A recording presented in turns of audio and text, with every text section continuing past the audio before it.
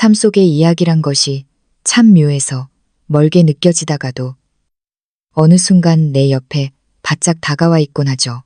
오늘 들려드릴 이야기는 어쩌면 여러분에게 익숙한 풍경일 수도 혹은 누군가가 지금 겪고 있는 아픔일 수도 있습니다. 그럼 천천히 들어보시죠. 새해 전야, 저는 가족들과 함께 축하하기 위해 집으로 향했습니다. 그런데 시어머니께서 목욕 중에 쓰러져 혼수 상태에 빠지셨죠. 급히 응급실로 모셨는데 신분증을 가지러 다시 집에 들렀다가 문틈으로 믿을 수 없는 광경을 목격하고 말았습니다. 12월 31일 밤, 밖은 온통 축제 분위기였습니다. 곳곳에서 들려오는 환호성 소리의 거리는 떠나갈 듯 시끌벅적했죠. 저는 유명한 노포에서 산 군밤 봉지를 품에 꼭 안고 평소보다 빠른 걸음으로 걷고 있었습니다. 얼른 집에 가서 남편, 시어머니와 함께 옹기종기 모여 새해를 맞이하고 싶은 마음뿐이었으니까요. 남편 민호 씨와 결혼한 지 3년. 시어머니와 살가운 모녀 사이는 아니었지만 그렇다고 얼굴을 붉힌 적도 없었습니다. 시어머니는 꽤나 보수적인 분이셨지만 가족끼리 북적이는 걸 좋아하셨어요. 그래서 며칠 전부터 새해 전야에는 꼭 집에 와서 당신이 빚은 만두를 먹어야 한다고 신신당부를 하셨죠. 시간을 맞추려고 저는 회사에 반차까지 냈습니다. 회사 근처 유명한 가게에서 시어머니가 좋아하시는 달콤한 군밤을 사고 일부러 시장에 들러 과일까지 한 보따리 샀더니 팔이 떨어져 나갈 듯 아팠지만 마음만은 훈훈했습니다. 아파트 단지에는 붉은 등이 걸려 있고 집집마다 창문 밖으로 따스한 노란 불빛이 새어 나왔습니다. 간간이 아이들과 어른들의 웃음소리도 들려왔죠. 저는 아파트 현관 앞에 서서 열쇠를 꺼내 흔들며 생각했습니다. 문을 열자마자 저 왔어요 하고 외치며 군밤을 건네면 어머니가 분명 좋아하실 거라고요. 엘리베이터가 느릿느릿 우리 층으로 올라갔습니다. 엘리베이터에서 내려 현관문 앞까지 갔을 때였습니다. 쿵! 욕실 쪽에서 둔탁한 소리가 들려왔습니다. 그 뒤로는 쥐 죽은 듯 조용했죠. 가벼운 소리가 아니었습니다. 현관문 너머로도 들릴 만큼 선명하고 무거운 소리였으니까요. 심장이 덜컥 내려앉으며 순식간에 공포가 밀려왔습니다.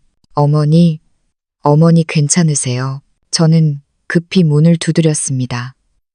아무 대답이 없었습니다.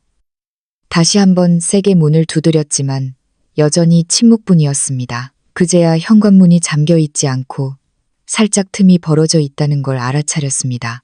평소 어머니는 무척 꼼꼼한 성격이라 집에 계실 때나 외출하실 때나 문단속을 철저히 하시는 분인데 오늘따라 왜 문이 열려 있었을까요? 저는 더 생각할 겨를도 없이 문을 밀치고 집 안으로 뛰어 들어갔습니다. 거실은 불이 꺼져 캄캄했고 오직 욕실 불만 켜진 채 문이 닫혀 있었습니다. 어머니, 저 들어왔어요. 저는 소리치며 욕실 앞으로 달려가 손잡이를 돌렸습니다. 꿈쩍도 하지 않았습니다. 안에서 잠긴 것이었습니다. 어머니, 문 좀 열어보세요. 넘어지신 거예요? 다급함에 목소리가 떨려 나왔습니다. 욕실 문을 세게 두드리며 소리쳤습니다. 말씀 좀 해보세요. 움직일 수 있으면 인기척이라도 좀 내시라고요. 안에서는 여전히 아무런 소리도 들리지 않았습니다. 저는 공포에 질려 머릿속이 하얗게 변해갔습니다. 연세도 있으신 데다 혈압도 높으신 분인데 평소 목욕하실 때 조심하신다지만 미끄러져 넘어진 걸까? 아니면 갑자기 혈압이 오르신 걸까? 더 지체할 수 없었습니다. 저는 이를 악물고 두어 걸음 뒤로 물러났다가 온몸을 던져 문을 들이받았습니다. 낡은 욕실 문은 제 몸무게를 이기지 못하고 우지끈 소리를 내며 열렸습니다. 안으로 뛰어들어간 저는 눈앞의 광경에 숨을 들이켰습니다.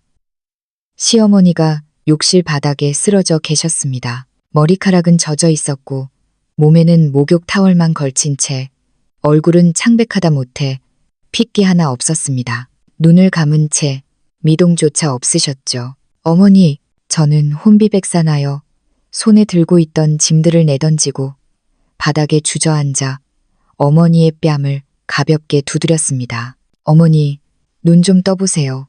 제발 이러지 마세요. 어머니는 아무런 반응이 없었습니다. 떨리는 손으로 코 밑에 손가락을 대보니 호흡이 아주 미약했습니다. 손목의 맥박도 너무나 희미했죠. 머릿속에서 윙하는 소리가 들리며 바닥에 주저앉을 뻔했습니다. 그때서야 119에 신고해야 한다는 생각이 들었습니다. 급히 휴대전화를 꺼냈지만 손가락이 덜덜 떨려 번호를 누르는데도 한참이 걸렸습니다. 여보세요. 119죠. 여기 사람이 쓰러졌어요.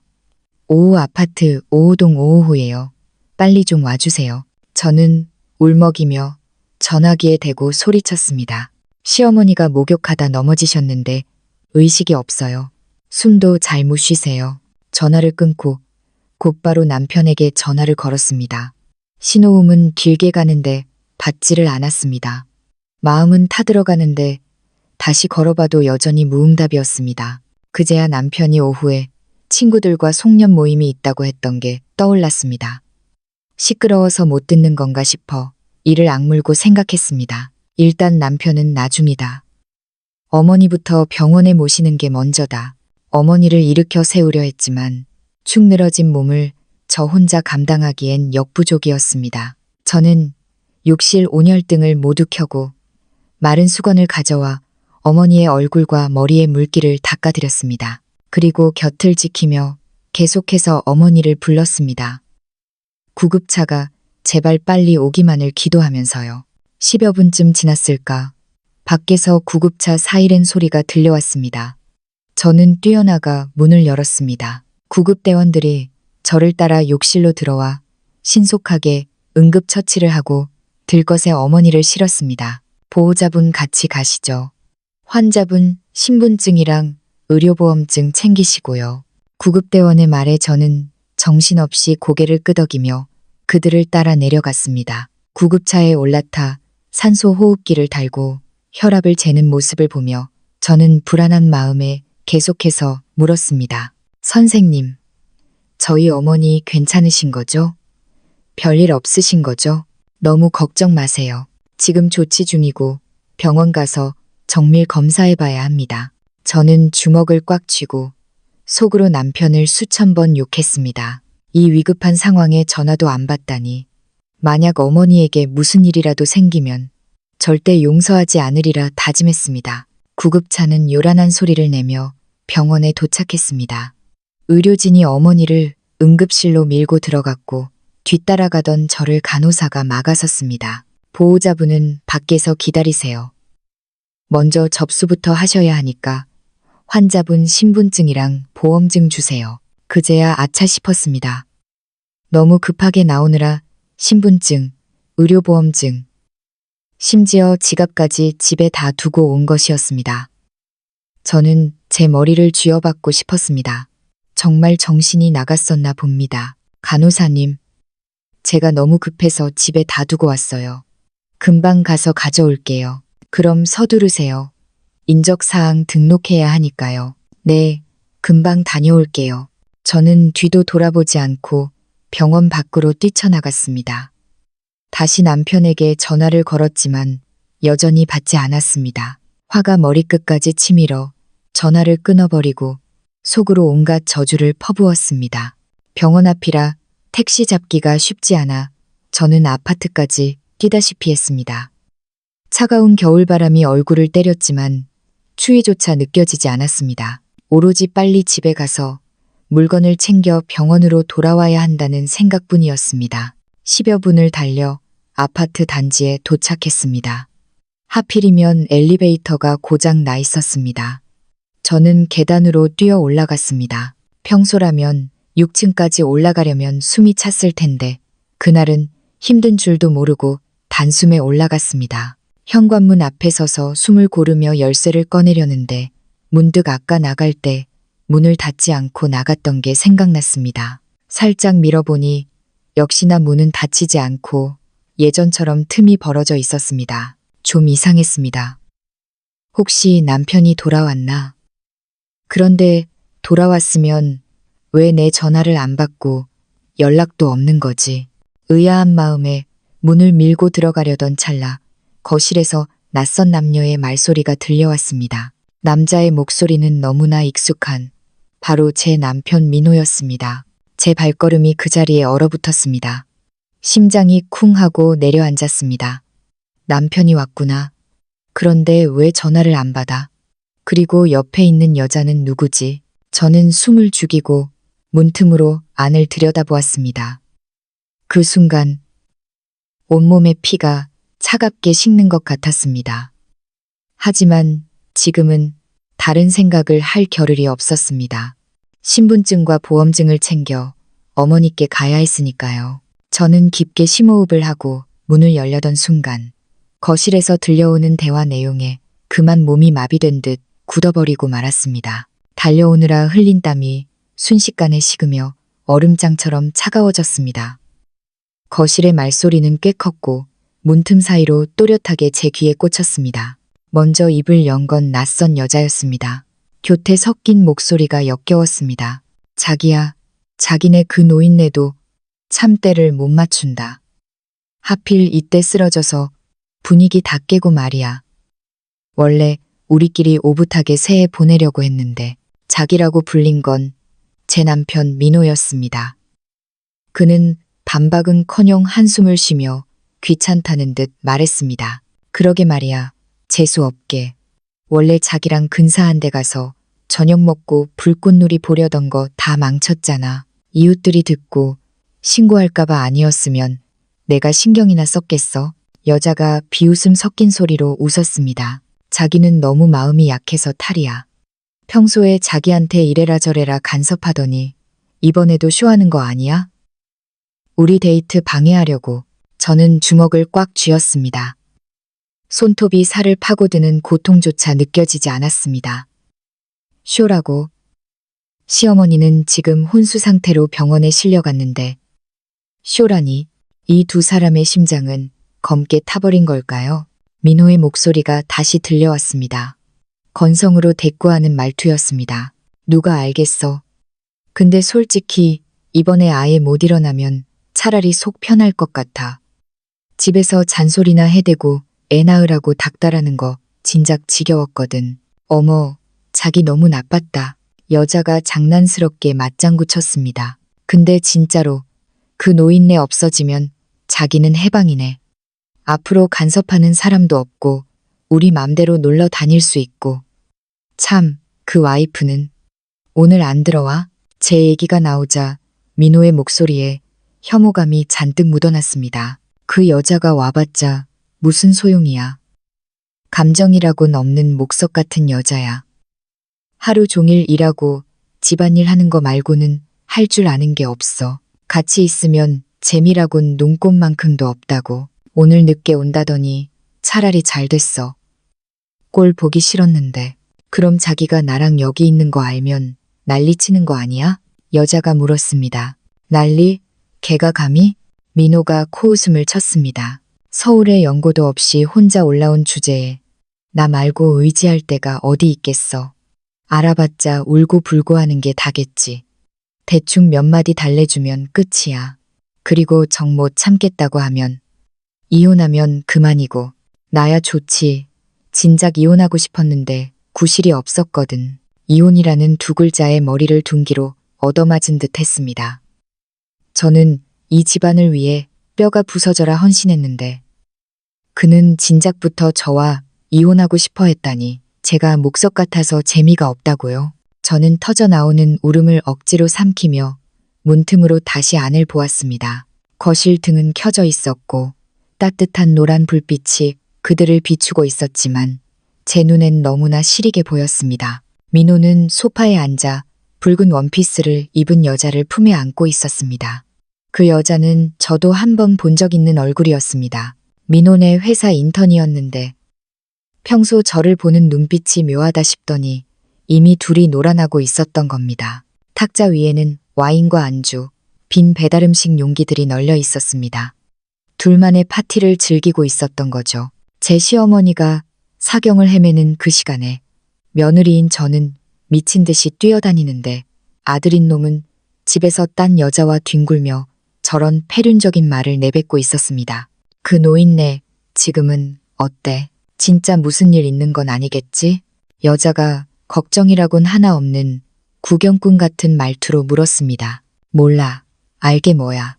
민호가 여자를 더 세게 끌어안았습니다. 어차피 그 목석 같은 여자가 병원에 데려갔으니까 알아서 하겠지.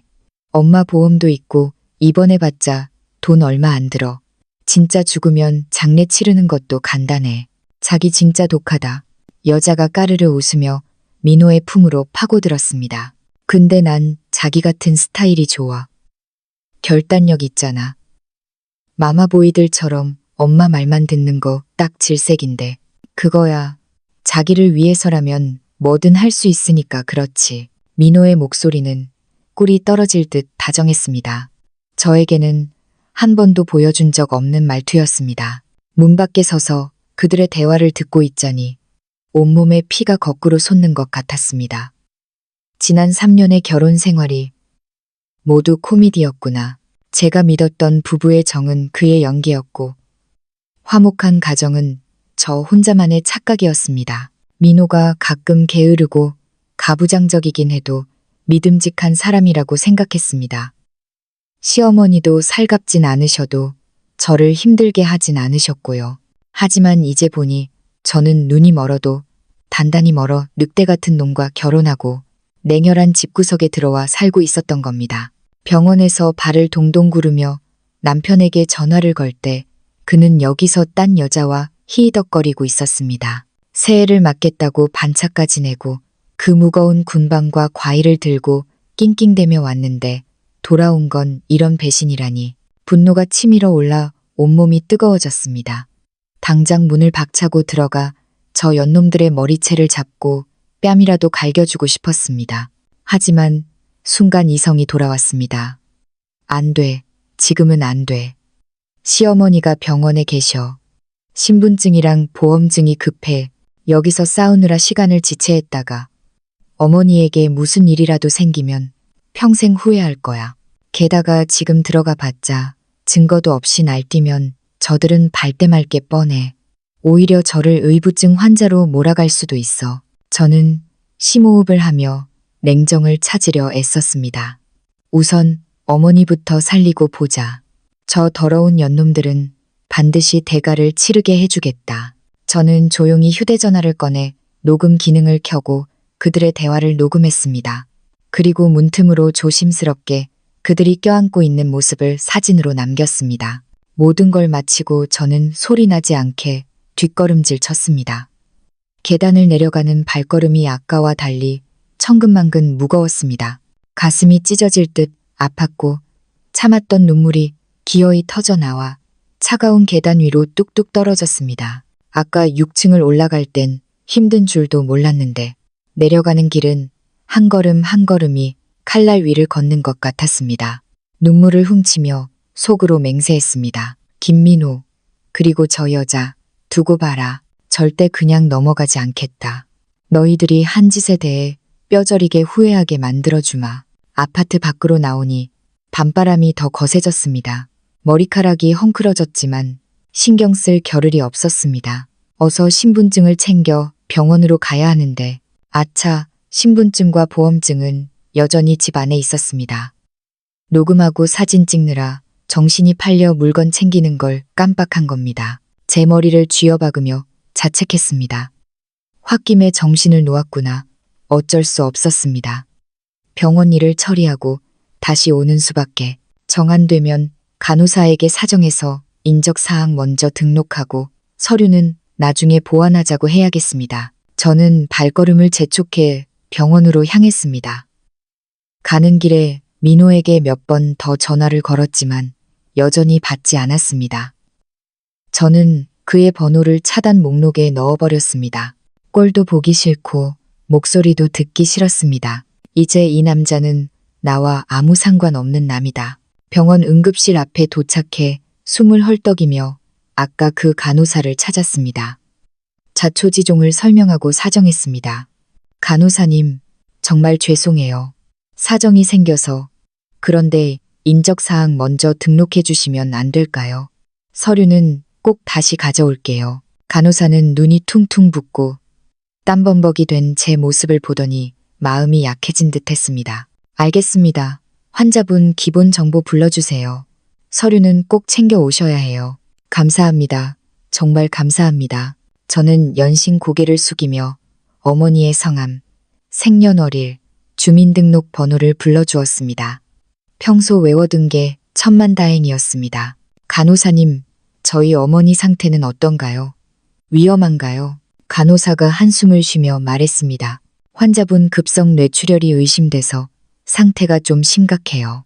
지금 심폐소생술 마치고 처치 중인데 너무 걱정 마시고 밖에서 대기하세요. 소식 나오면 바로 알려드릴게요. 급성 뇌출혈. 머릿속이 하얘지며 다리에 힘이 풀렸습니다. 노인들에게 얼마나 치명적인 병인지 잘 알고 있었습니다. 저는 응급실 앞 벤치에 앉아 무릎을 감싸 안고 하염없이 눈물을 흘렸습니다. 사방이 적같고 도와줄 사람 하나 없는 고립무원. 친정 부모님께 전화하고 싶었지만 늦은 밤에 걱정 끼쳐드리기 싫었습니다. 연로하신 분들이 놀라시기라도 하면 큰일이니까요. 고민 끝에 가장 친한 친구 혜진이에게 전화를 걸었습니다. 대학 동기이자 이 도시에서 유일하게 의지할 수 있는 제 편. 혜진이는 성격이 불같지만 의리 하나는 끝내주는 친구였습니다. 신호가 두어 번 가고 혜진이가 전화를 받았습니다. 잠긴 목소리였습니다. 여보세요. 지은아. 이 시간에 웬일이야. 무슨 일 있어? 친구의 익숙한 목소리를 듣자 참았던 울음이 터져 나왔습니다. 혜진아. 나 어떡해. 시어머니가 목욕하다 쓰러지셔서 지금 응급실이야. 뇌출혈이래. 그리고 집에 뭐 가지러 갔다가 민호가 딴 여자랑 집에 있는 거 봤어. 저는 횡설수설하며 겪은 일을 털어놓았습니다. 혜진이는 듣자마자 불같이 화를 냈습니다. 뭐? 그 미친 쓰레기 새끼가 감히 내 집에서 그 짓거리를 해? 어머니가 사경을 헤매는데 딴 년이랑 뒹굴고 있어? 야, 너 딱 기다려. 지금 어디야? 오병원 응급실 앞이야. 알았어. 금방 갈게. 너 혼자 끙끙대지 말고 기다려. 혜진이는 전화를 끊자마자 달려올 기세였습니다. 마음이 조금 놓였습니다. 혜진이가 오면 더 이상 혼자가 아니니까요. 눈물을 닦으며 마음을 다잡았습니다. 나는 무너지면 안 돼. 어머니를 지켜야 하고 저 쓰레기 같은 놈들에게 복수해야 해. 응급실 문을 뚫어지게 바라보며 어머니가 무사하기만을 기도했습니다. 아들이 쓰레기라고 해서 어머니까지 포기할 순 없었습니다. 30분쯤 지났을까. 혜진이가 헐레벌떡 뛰어왔습니다. 손에는 보온병이 들려 있었습니다. 지은아, 괜찮아? 어디 다친 데는 없고? 혜진아, 저는 혜진이 품에 안겨 또 한바탕 울었습니다. 혜진이는 제 등을 토닥이며 위로했습니다. 그만 울어. 그만, 내가 있잖아. 그놈 가만 안 둬. 병원엔 안 왔어? 안 왔어. 전화도 안 받아. 차단해버렸어. 잘했어. 그런 놈은 사람 취급도 해주면 안 돼. 밥은 먹었어? 내가 죽 좀 싸왔어. 이거라도 좀 먹어. 혜진이가 건넨 보온병 안에는 제가 좋아하는 야채죽이 들어 있었습니다. 따뜻한 김이 올라오는 죽을 보니 가슴이 뭉클했습니다. 친구 덕분에 조금씩 기운이 났습니다. 죽을 몇 술 뜨고 있을 때 응급실 문이 열리고 의사가 나왔습니다. 저는 벌떡 일어나 달려갔습니다. 선생님, 어머니는요? 의사가 마스크를 벗으며 고개를 끄덕였습니다. 다행히 고비는 넘겼습니다. 수술은 잘 됐고요. 며칠 중환자실에서 경과를 지켜보다가 일반 병실로 옮기면 될 것 같습니다. 고비를 넘겼다는 말에 긴장이 풀리며 다리가 후들거렸습니다. 기쁨의 눈물이 흘러내렸습니다. 감사합니다, 선생님. 정말 감사합니다. 혜진이도 옆에서 제 손을 꼭 잡으며 기뻐했습니다. 어머니가 중환자실로 옮겨지는 모습을 보고 나서야 한시름 놓았습니다. 문이 닫히는 걸 보며 다짐했습니다. 앞으로 무슨 일이 있어도 어머니는 내가 잘 모시겠다고, 그리고 민호와 그 내연녀는 절대 가만두지 않겠다고. 지은아, 이제 좀 쉬자. 저쪽에 가서 앉아. 앞으로 어떻게 할 건지 얘기 좀 해보자. 혜진이가 저를 휴게실로 이끌었습니다. 긴장이 풀리니 온몸이 쑤시고 목이 탔습니다. 물을 한 모금 마시고 제가 말했습니다. 일단 어머니 일부터 수습하고 싶어. 수술 직후라 곁에 사람이 있어야 해. 안정이 되면 그때 당연하지. 근데 너 혼자 감당하기 힘들 거야. 내가 며칠 휴가 내서라도 도와줄게. 낮에 네가 집에 가서 쉴 때 내가 병원 지킬게. 혜진아, 고마워. 매번 널 귀찮게 하네. 싱거운 소리. 우리 사이에 무슨. 그 자식이 널 괴롭히면 내가 가만 안 둬. 아까 녹음이랑 사진 찍었다고 했지? 응, 여기 있어. 저는 휴대전화를 보여주었습니다. 혜진이는 꼼꼼히 확인하더니 이를 갈았습니다. 진짜 악질들이네. 어머니가 돌아가시길 바란다니. 지은아, 이거 절대 잃어버리면 안 돼. 나중에 소송할 때 결정적인 증거야. 알아, 이혼할 거야. 그냥 이혼 안 해. 그 인간들이 날 우습게 봤는데 혼자서도 얼마나 잘 사는지 보여줄 거야. 그래, 그거야. 내가 아는 이혼 전문 변호사님이 계셔. 승률 엄청 높은 분이야. 소개시켜 줄 테니까 상담부터 받아보자. 응, 고마워. 근데 당장 신분증이랑 보험증이 집에 있어서 다시 가봐야 해. 그 인간들 아직 있는지 확인도 할 겸 나랑 같이 가. 위험해. 내가 보디가드 해줄게. 우리는 병원 일을 대충 정리하고 새벽녘에 병원을 나섰습니다. 택시를 타고 아파트로 향하는 길, 창밖의 풍경이 낯설게 느껴졌습니다. 따뜻했던 나의 집이 이제는 배신과 오물로 가득 찬 지옥처럼 느껴졌습니다. 아파트에 도착해 엘리베이터를 타고 6층으로 올라갔습니다. 현관문은 여전히 살짝 열려 있었습니다. 밤새 거기서 잤나 봅니다. 혜진이와 눈짓을 교환하고 살금살금 들어갔습니다. 거실은 불이 꺼져 있었지만 안방에서 희미한 불빛이 새어나왔습니다. 코를 찌르는 술 냄새와 역한 향수 냄새. 거실 테이블은 난장판이었습니다. 구역질이 나는 걸 참고 신발장 서랍을 뒤져 어머니 신분증, 보험증, 그리고 제 지갑을 챙겼습니다. 그때 민호가 했던 말이 떠올랐습니다. 진작 이혼하고 싶었다. 재산 분할. 혹시 재산을 빼돌리고 있지는 않을까? 저는 서재로 향했습니다. 혜진이가 거실에서 망을 봐주기로 했습니다. 서재 책상 서랍을 조심스럽게 열었습니다. 가장 아래쪽 서랍에 통장과 서류들이 있었습니다. 가계부 같은 노트가 있어 펼쳐보니 한 달 전에 5천만 원을 이체한 내역서 사본이 끼워져 있었습니다. 받는 사람 이름은 모르는 이름이었습니다. 최근 큰돈 쓸 일이 없었는데 왜 혹시 내연녀에게. 저는 그 사본을 챙기고 통장 잔고를 확인했습니다. 제가 알던 것보다 훨씬 금액이 비어 있었습니다. 이 인간 치밀하게 준비하고 있었구나. 저는 통장과 서류를 가방에 챙겼습니다. 그때 안방문이 열리고 민호가 부스스한 모습으로 나왔습니다. 저와 혜진이를 보고 흠칫 놀라더니 이내 짜증스러운 표정을 지었습니다. 뭐야, 왜 또 왔어? 엄마는 죽었어, 살았어? 저 말투. 정말 인간이 아니었습니다. 저는 무시하고 나가려는데 민호가 앞을 막아섰습니다. 묻잖아. 엄마 어떻게 됐냐고. 혜진이가 나섰습니다. 야, 김민호, 네가 자식 새끼냐? 어머니 응급실에서 사경을 헤맬 때 넌 뭐 했어? 딴 년이랑 뒹굴고 있었으면서 이제 와서 효자 코스프레야? 민호의 얼굴이 불그락 푸르락해졌습니다. 무슨 소리야? 나 어제 친구 집에서 술 마시고 잤어. 집에 안 왔다고. 거짓말까지 하네. 제가 차갑게 쏘아붙였습니다. 연기 그만해. 어제 내가 물건 가지러 왔다가 다 보고 들었어. 내가 그 여자랑 무슨 얘기했는지. 녹음까지 다 해놨다고. 민호의 얼굴이 순식간에 창백해졌습니다. 너 다 들었어? 그래, 이혼하자. 우리 이혼. 민호가 갑자기 표정을 바꾸더니 제 손목을 낚아챘습니다. 야, 지은, 너 너무한 거 아니야? 술 좀 마시고 실수한 거 가지고 이혼?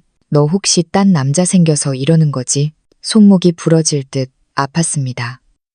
혜진이가 민호를 밀쳐냈습니다. 이거 안 나? 네가 잘못해놓고 누굴 탓해. 민호가 도끼 어린 눈으로 우리를 노려보았습니다. 좋아, 이혼해. 대신 재산은 한 푼도 못 줘. 집은 내가 결혼 전에 해온 거고 돈도 내가 벌었으니까 넌 몸만 나가. 집 대출금 같이 갚았어. 그만큼 내 지분 있어. 그리고 네가 몰래 빼돌린 돈 다 찾아낼 거야. 불륜 증거랑 같이 법원에 제출할 거니까 판사님 앞에서 변명해 보시지. 제가 강하게 나가자 민호는 당황한 기색이 역력했습니다. 그러더니 협박을 시작했습니다. 증거? 웃기지 마. 이혼 소송 걸면 내 회사 찾아가서 깽판 칠 거야. 사회생활 못하게 만들어줄게. 해봐. 네가 회사 가면 난 내 회사 게시판에 그 여자랑 뒹구는 사진이랑 녹음 파일 싹 다 올릴 거야. 누가 먼저 매장당하나 해볼까? 혜진이의 서슬퍼런 외침에 민호는 입을 다물었습니다. 회사에서 잘리면 끝장이라는 걸 아니까요. 쫄보 같은 놈. 우리는 그를 뒤로하고 집을 나왔습니다. 문을 닫는 순간 가슴 속 체증이 내려가는 기분이었습니다. 그날 이후 일사천리로 일이 진행되었습니다. 혜진이가 소개해준 김 변호사님은 아주 유능한 분이셨습니다. 증거를 보시더니 승소를 확신하셨죠. 지은 씨, 이 정도면 민호 씨가 유책 배우자라 위자료 청구도 가능하고 재산 분할에서도 유리합니다. 특히 몰래 이체한 내역은 금융거래 정보 조회 신청을 통해 다 밝혀낼 수 있습니다. 며칠 뒤 소라 내연녀에게서 전화가 왔습니다. 뻔뻔하게도 이혼해주면 위자료 챙겨줄 테니 떨어지라고 하더군요. 저는 코웃음을 쳤습니다. 내가 거지인 줄 아니. 법대로 해서 다 받아낼 거야. 너도 상간녀 소송 준비나 해. 병원에 계신 시어머니도 의식을 찾으셨습니다. 자초지종을 듣고는 눈물을 흘리며 제 손을 잡으셨습니다. 지은아, 미안하다. 내가 자식을 잘못 키웠어. 그놈이랑 이혼해라. 대신 나랑 연 끊지 말고 내가 널 친딸처럼 생각하며 살게 해다오. 어머니의 진심 어린 말에 저는 또 울었습니다. 든든한 지원군이 생긴 셈이었죠. 소송이 시작되자 민호와 소라는 정말 별짓을 다 했습니다. 동네방네 제가 불효 며느리고 바람나서 이혼한다고 소문을 내고 다녔죠. 회사에도 찌라시를 돌리고요. 하지만 저는 굴하지 않았습니다. 회사에는 솔직하게 상황을 설명하고 증거를 보여주며 대처했고 병원에서는 어머니가 직접 나서서 아들의 폐륜을 증언해 주셨습니다. 오히려 민호와 소라가 병원에 찾아와 행패를 부리다가 경찰에 연행되는 일까지 벌어졌습니다. 그 일로 접근 금지, 가처분 신청까지 받아냈죠. 드디어 재판날 법정에서 민호는 끝까지 오리발을 내밀었습니다. 그냥 친구 사이라고, 돈은 빌려준 거라고. 하지만 김 변호사님이 제출한 녹음 파일, 사진, 그리고 결정적으로 소라에게 사준 명품 가방 내역과 2억 가까이 되는 돈을 쓴 가계부 서재에서 찾아낸가 공개되자 모든 게 끝났습니다. 심지어 제가 어머니 병수발을 드는 동안 둘이 여행 가서 찍은 동영상까지 증거로 나왔으니까요. 판결은 완벽한 승리였습니다. 이혼 확정. 재산 분할은 제가 기여한 부분과 민호의 유책 사유를 감안해 73. 제가 7. 위자료 5천만 원. 그리고 소라에게 쓴 돈은 부부 공동 재산을 횡령한 것으로 간주해 반환 명령이 떨어졌습니다. 상간녀 소송에서도 승소했고요. 민호는 불륜 사실이 회사에 알려져 해고당했고 소라와는 돈 문제로 싸우다 헤어졌다고 합니다. 소라는 위자료 물어내느라 빚더미에 앉았고요. 저는 위자료와 재산 분할받은 돈으로 어머니와 함께 살 아담한 아파트를 구했습니다. 지금 저는 어머니와 평화로운 나날을 보내고 있습니다. 아침이면 어머니와 시장에 가서 장을 보고 저녁이면 맛있는 밥을 해 먹습니다. 주말엔 공원에 나가 산책도 하고요. 어느 날 저녁 베란다에 앉아 차를 마시는데 어머니가 통장을 내미셨습니다. 지은아, 이거 내 노후 자금이다. 너 가져라. 나중에 좋은 사람 만나면 새 출발할 때 써. 저는 통장을 다시 밀어드렸습니다. 어머니, 이거 어머니 쓰세요. 저 돈 많아요. 그리고 남자? 당분간은 생각 없어요. 지금처럼 어머니랑 혜진이랑 맛있는 거 먹고 수다 떨며 사는 게 제일 행복해요. 어머니가 주름진 얼굴로 환하게 웃으셨습니다. 가끔 민호에게서 힘들다. 다시 시작하자는 문자가 오지만 저는 가차없이 삭제하고 차단합니다. 쓰레기는 재활용이 안 되니까요. 겨울바람이 찹니다. 하지만 제 옆에는 따뜻한 난로 같은 사람들이 있어 춥지 않습니다. 고통은 저를 더 단단하게 만들었고 이제야 비로소 진짜 제 삶을 사는 것 같습니다. 여러분도 힘든 일이 있다면 포기하지 마세요. 언젠가 반드시 봄은 오니까요. 지금까지 지은이의 이야기였습니다.